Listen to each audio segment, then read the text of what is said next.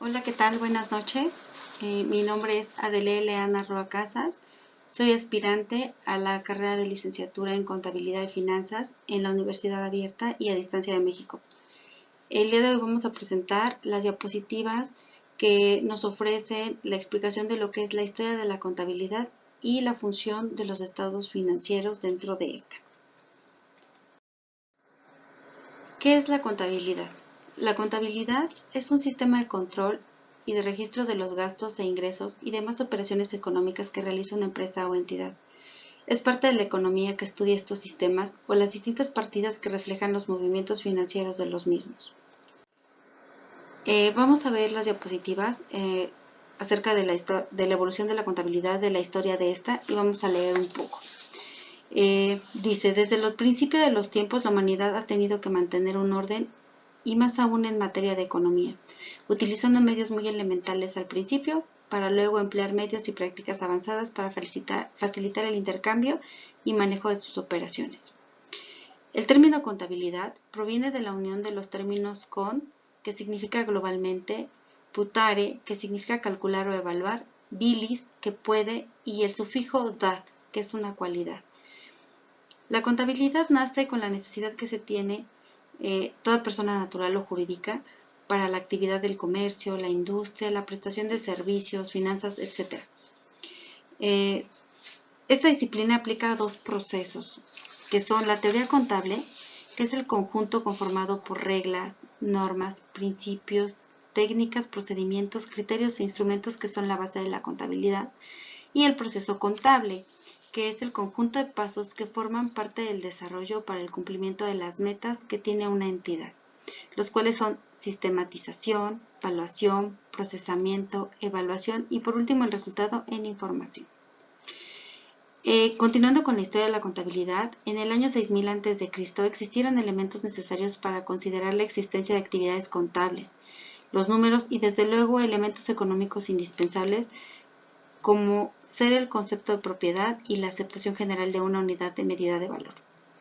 El antecedente más remoto de esta actividad es una tablilla de barro que actualmente se conserva en el Museo Semítico de Harvard, considerado como el testimonio contable más antiguo, originario de la Mesopotamia entre los 5400 a 3200 a.C.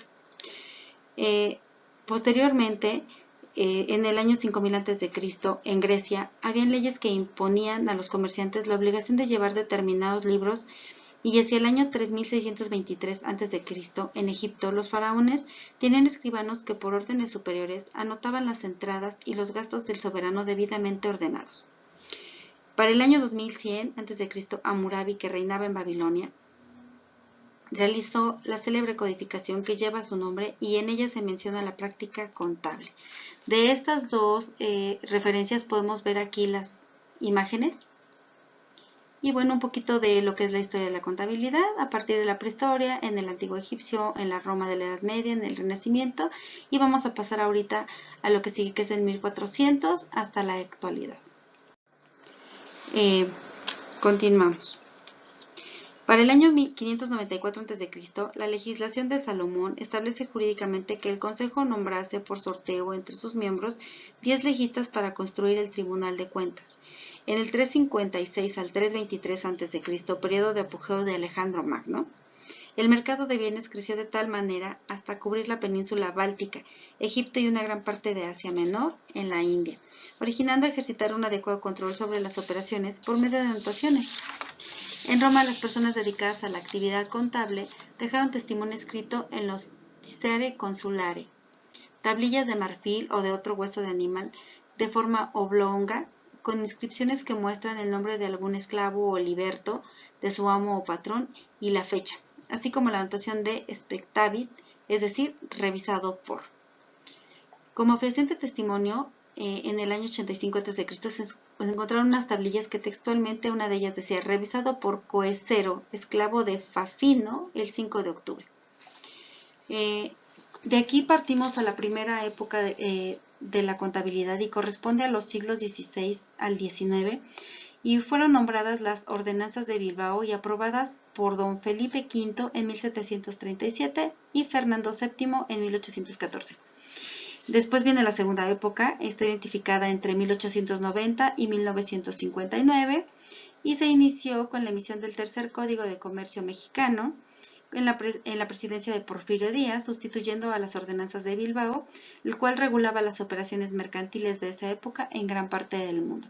Aquí podemos ver una imagen de lo que es la portada de las ordenanzas de Bilbao, y el tiempo en el que fue referenciado de 1737 al 1814, y aquí podemos ver el Código de Comercio de los Estados Unidos Mexicanos de 1890 a 1959. De aquí partimos a la tercera época moderna con normatividad internacional. Se inicia en 1959 con la creación de la Junta de Principios de Contabilidad en los Estados Unidos de América. En 1969, la Comisión de Principios de Contabilidad del Instituto Mexicano de Contadores Públicos emite los primeros boletines de principios de contabilidad y nace una estructura contable financiera mexicana. A partir de junio del 2004, la Comisión de Principios de Contabilidad deja de emitir los boletines y se crea el Consejo Mexicano para la Investigación y Desarrollo de las Normas de Información Financiera.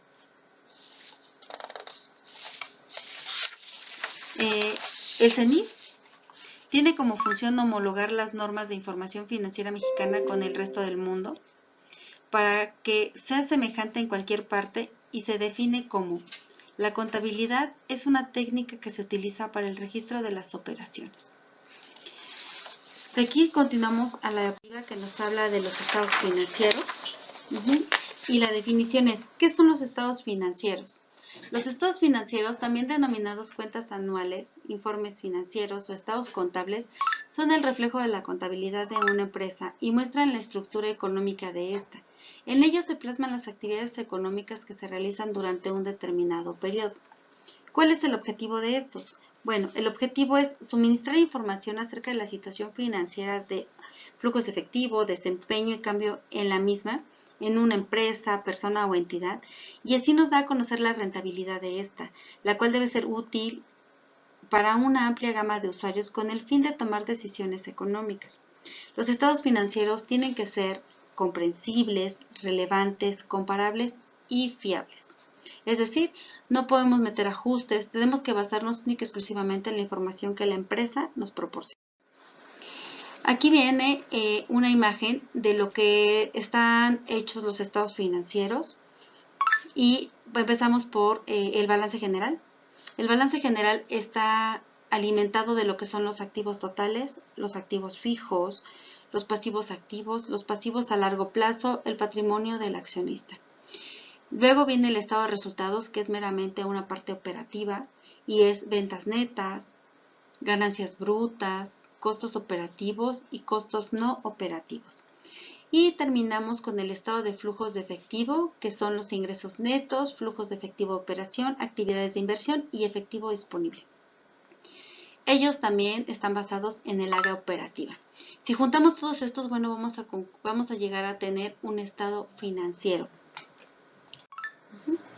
Se realizó una encuesta a diferentes personas y se les preguntaba si tenían conocimiento de lo que es la contabilidad y si en algún momento la han aplicado en su vida.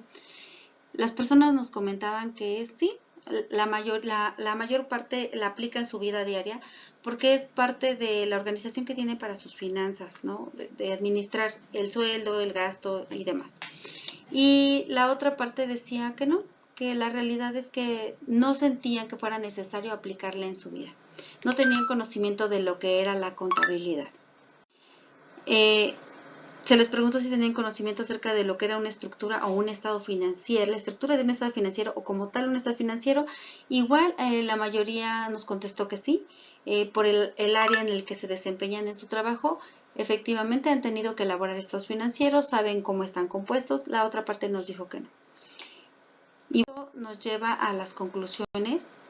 Y pues bueno, de acuerdo a la investigación realizada, se puede concluir que el papel que desempeña la contabilidad dentro de una empresa es fundamental.